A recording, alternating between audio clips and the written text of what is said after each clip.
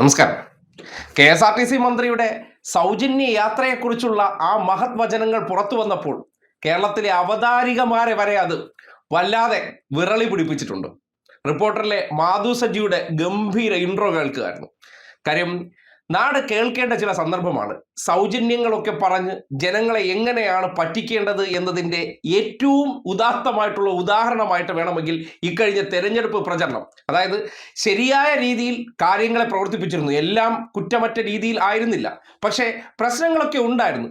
എന്നിരുന്നാലും ജനങ്ങളെ ഫോക്കസ് ചെയ്തുകൊണ്ടുള്ള പ്രവർത്തനങ്ങൾ നടത്തിയിരുന്ന ഒരു സർക്കാരിനെ ഞങ്ങൾ സൗജന്യങ്ങൾ തരാം, ഞങ്ങൾ മറ്റത് വാരിക്കോരി തരാം, ഗ്യാരണ്ടികൾ തരാം എന്നൊക്കെ വലിയ പ്രലോഭനങ്ങൾ കൊടുത്തതിന് ശേഷം ആ പ്രലോഭനത്തിൽ വീണ സ്ത്രീകളെക്കുറിച്ച് ഇന്ന് പറയാണ് എല്ലാം വാസ് അടിക്കാൻ പറഞ്ഞ ടീംസേ, കുറ്റിവെപ്പ് ടീംസ്, സ്ത്രീ എന്ന് പറഞ്ഞ ഈ വാസിന് വാങ്ങി നക്കുന്ന ടീംസ് ഇല്ലേ, അതേ കാറ്റഗറിയിലാണെന്ന് പറഞ്ഞപ്പോൾ അതിനുള്ള ഇൻട്രോ പറയാതിരിക്കാൻ നിവർത്തിയില്ല.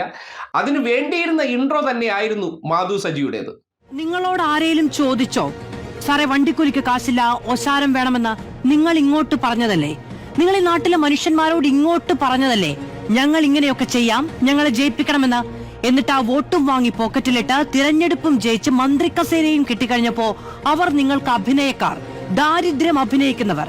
സർ, KSRTCയിൽ യാത്ര ചെയ്യുന്ന സ്ത്രീകൾ പണം നൽകേണ്ടതില്ല എന്ന തീരുമാനം നിങ്ങളുടേതാണ്. അവരുടെ കുഞ്ഞുങ്ങളെ എവിടെ പഠിപ്പിക്കണമെന്നത് അവരുടെ തീരുമാനമാണ്. അവർ എവിടെ ചികിത്സ തേടണമെന്നത് അവരുടെ തീരുമാനമാണ്. അവരാണ് നിങ്ങൾക്ക് മാർക്കിട്ടത്. അവർക്ക് മാർക്കിടാൻ നിങ്ങൾ ആരാണ് സർ? വലത് കമ്മ്യൂണിസ്റ്റുകൾക്ക് മാർക്കിടാൻ നിന്നു തരുന്നതല്ല കേരളത്തിന്റെ പെൺകരുത്ത്. അവരുടേത് അഭിനയമാണത്രേ. അങ്ങനെയാണെങ്കിൽ അഭിനയമായിരുന്നു സർ നിങ്ങളുടെ വെളുക്കച്ചിരികൾ, നിങ്ങളുടെ കൂടുതൽ ഇടതുകളി, ഒരു പരിധിവരെ നെഹ്റുവാകൽ. അല്ല, നിങ്ങൾക്ക് ഇന്ദിരാഗാന്ധിയോട് എന്താണ് ദേഷ്യം? ഇന്ദിരാ ഗ്യാരണ്ടി, പ്രിയദർശിനി പദ്ധതി, ഇന്ദിരാ പ്രിയദർശിനി, നാട്യങ്ങൾ മതിയാക്കൂ. അധികാരം കിട്ടിക്കഴിഞ്ഞല്ലോ, അഭിനയിക്കാതിരിക്കൂ. അല്ലേ? കൃത്യമല്ലേ? അതായത് സ്ത്രീകളുടെ ആത്മാഭിമാനത്തെ തെരുവിലേക്ക് അങ്ങ് വലിച്ചു കീറുകയാണ്. നമ്മൾ ആർക്കെങ്കിലും സൗജന്യം കൊടുത്തതിന് ശേഷം ഇങ്ങനെയൊക്കെ പറയാമോ? മോശമല്ലേ? ഞാൻ ചോദിക്കുന്നത്, നിങ്ങൾ സൗജന്യം കൊടുക്കുമ്പോൾ എല്ലാത്തരം സ്ത്രീകളും അതിലേക്ക് വരുന്നത് അല്ലെങ്കിൽ ആകർഷകരാകുന്നതെന്ന് പറഞ്ഞാൽ ഈ നാട്ടിലെ സർക്കാർ സേവനങ്ങൾ എന്ന് പറഞ്ഞാൽ അവർക്ക് കൂടി ഉള്ളതാണ്. അപ്പോൾ ആ സേവനങ്ങൾ സൗജന്യമായി ഞങ്ങൾക്ക് കാശ് കൊടുക്കാതെ യാത്ര ചെയ്യാമെന്നുള്ളത് അത് ഞങ്ങൾ പ്രഖ്യാപിച്ചാൽ നിങ്ങൾ ഉപയോഗിക്കാൻ പാടില്ല. ഞങ്ങൾ ഇങ്ങനെ പലതും പറയും, പക്ഷേ സ്ത്രീകൾ അത് ഉപയോഗിക്കണം. കാര്യം കേരളത്തിലാകമാനം കൊടുക്കൂ എന്നുള്ള രീതിയിൽ പറഞ്ഞതിന് ശേഷം കണ്ണിൽ പൊടിയിടുന്ന പരിപാടിയാണ് ആദ്യമേ നടത്തിയത്.